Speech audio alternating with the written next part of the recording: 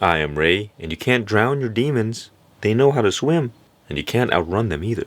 They are triathlon athletes. You got some special forces demons. Don't worry, I got the swords. Everything's gonna be okay. You see, we all got some skeletons in our closet. Things that haunt us. Keep us awake at night. Might be some regrets.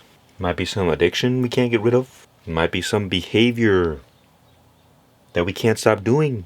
Acting a certain way in relationships, sabotaging everything. Why can't I figure this out? You may ask.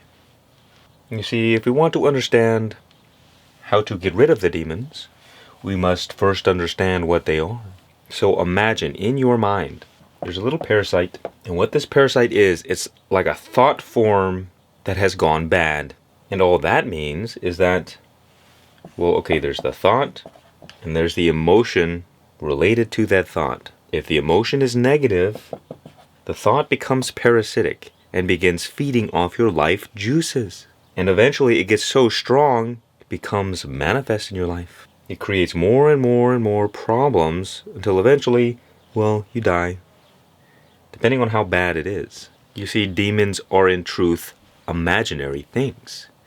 But we believe them into existence through feeding them our energy. And it all begins with a thought. Then we feed the thought our emotions. The thoughts get worse and worse and worse. Now we're acting on the thoughts, feeling bad all the time. You might think of demons as thought forms that we believe into existence. And the more we feed them, the more real they become. Think about the boogeyman, for instance.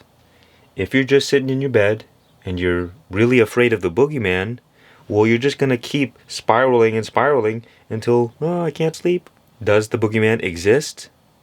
No, it does not exist. But is the boogeyman real? Yes. The boogeyman is real because you believe it to be real. And it's the same thing with our own inner demons, with our own problems, with whatever it is you may be struggling with. They are all just thoughts believed in. And people will go to the ends of the earth and say, no, you have to, how would you call it, placate my problems. You can't just dismiss them like that. My problems are real. I said they're real. But do they exist? Problems exist only in the imagination. And you see, because you will experience things to be real, you also assume that they are true, because they are true for you. But objectively speaking, it might not actually be true. It's like you've seen people where they're really upset about a problem, but because you've, gone through worse, you look at them complaining. You say, oh, that's not a problem. That's not a problem. But for them, it's a big problem. Because our experience of life is subjective. Everything is relative. So instead of trying to drown our demons, we're going to send them back to the void.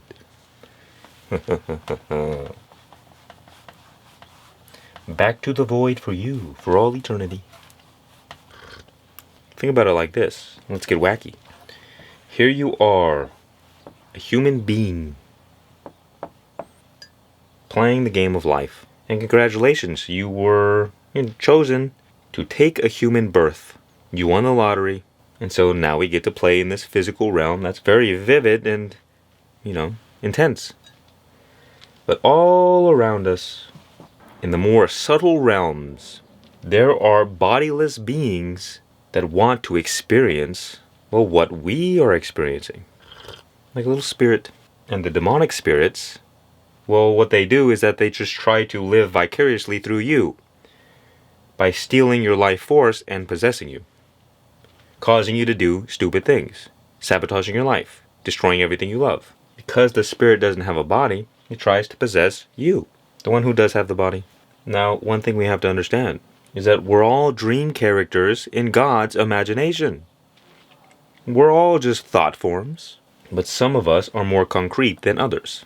So all of reality, the whole universe, it's this play between these different dimensional realities. There are the more subtle planes of existence where the spirits live, all the ghouls and the goblins, and the mermaids, and the gods and the devils. And then there's the more surface level of reality where we are, the humans and the animals. It's all about density of vibration. The more dense the vibration, the more solid everything feels. Whereas when you go to sleep at night and you go into the dream state, well, things aren't as dense. It's still reality, it's still real, but you enter into a more subtle plane of existence. The point is, there's a lot going on that we have no idea about.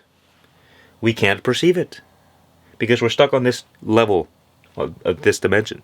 And if you don't begin paying attention that there are other forces at play, well, then it's going to be easy for you to have your strings pulled without you ever even realizing it.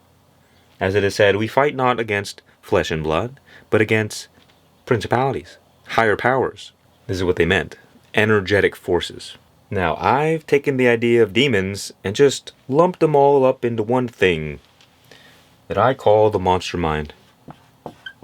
The monster mind is essentially just the negative force in existence that is trying to destroy everything.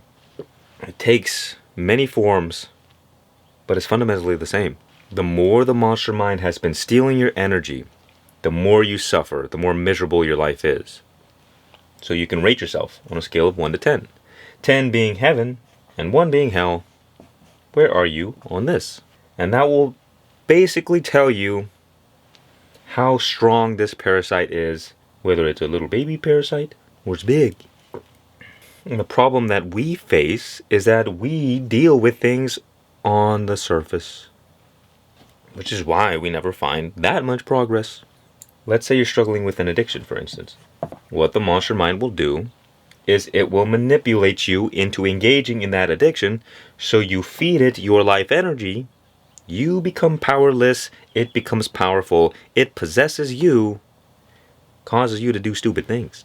It's playing this game with you, and you may even be playing the game with it. And the rules of the game are, the monster mind isn't allowed to mess with your free will.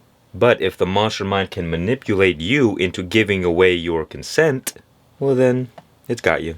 And your job is simply to stop giving away your consent. Stop giving your power away to these things. An important thing to remember is that energy is life. And we direct our energy by where we direct our attention. So what happens? You engage in an addiction. The addiction itself, the self-destructive behavior, steals a little bit of your life juices by default. That's just the nature of what it is. That's not the problem. The problem is your reaction to you engaging in the addiction or whatever negative behavior, whatever it is, because it is the psychological drama that you get stuck in that is feeding that parasite. It's what's giving it all the life because you're giving it your attention. Think about it. A behavior lasts a very short amount of time. You do it, it's done. Now what? But you keep that behavior alive. You keep that moment alive in your imagination by ruminating on it, by reflecting on it. So you get stuck in the past. And you see what the monster mind does. It will feed you a thought as like a seed, an offering. And when you accept that seed, when you accept the validity of that thought, the seed begins sprouting in your mind and begins bearing bad fruit. What might an example look like? You engage in an addiction, and then you get a thought, oh, I'm such a terrible person.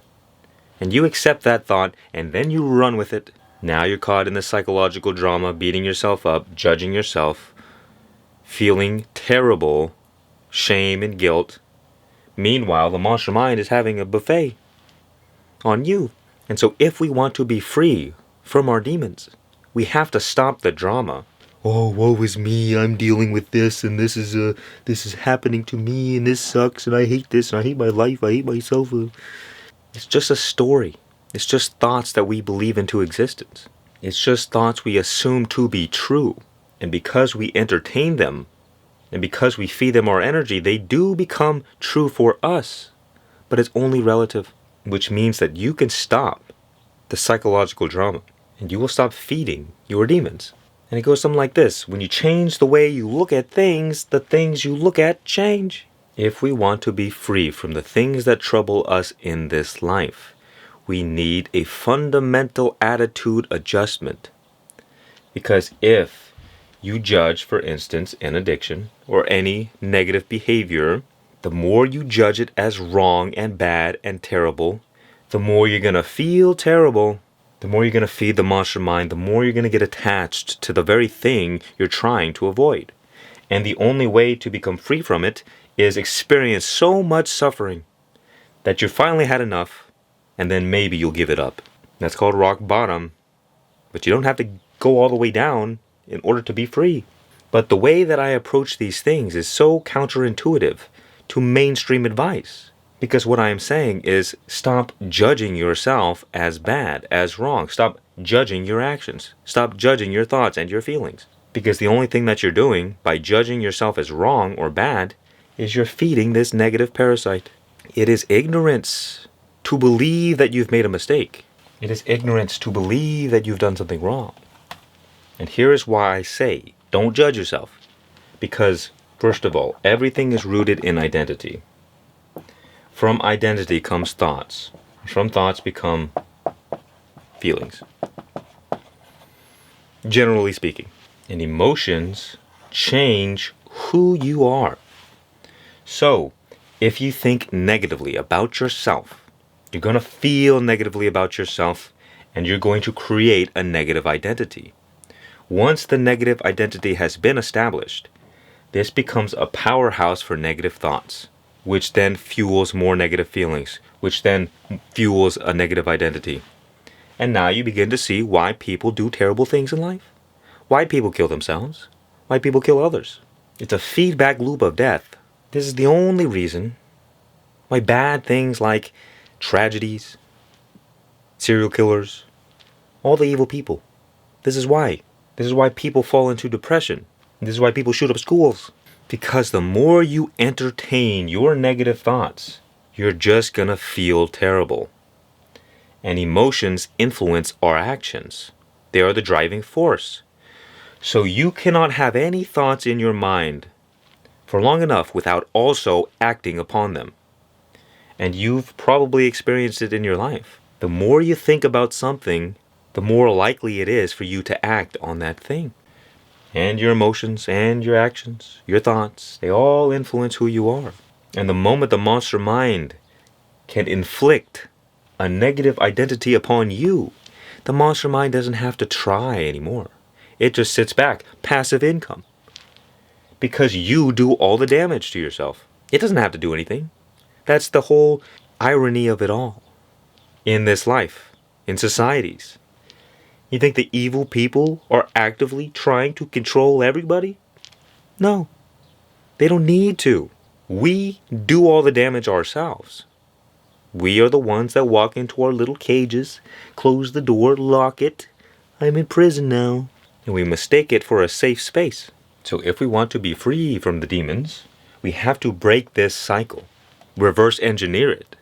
Because, well, if this causes all the trouble, if this leads us to our doom, well then we can reverse the process. And it is this simple. Imagine all the serial killers in life, all the bad people. It could all be reversed. If they just knew what to do. And it's very simple. There's only two directions in life. There is negative and there is positive. So instead of allowing this whole process to be negative, we just change it to be positive.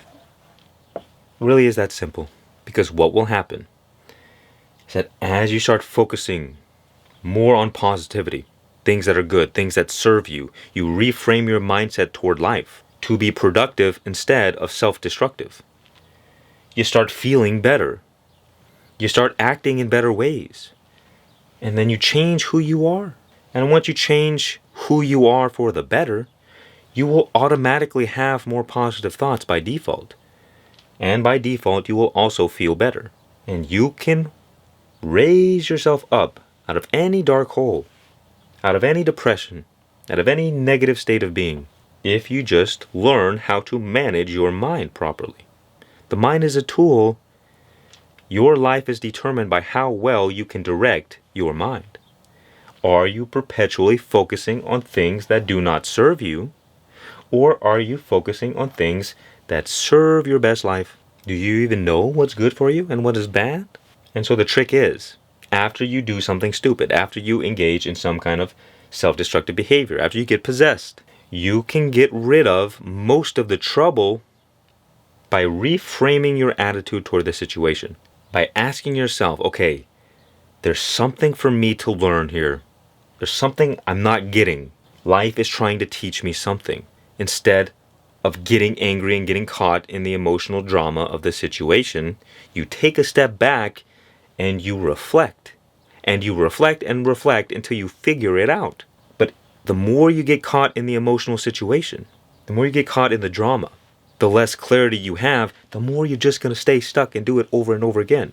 Because you can't run away from yourself. Whatever problem you're experiencing is a result from a traumatized identity. And trauma is created through negative emotions.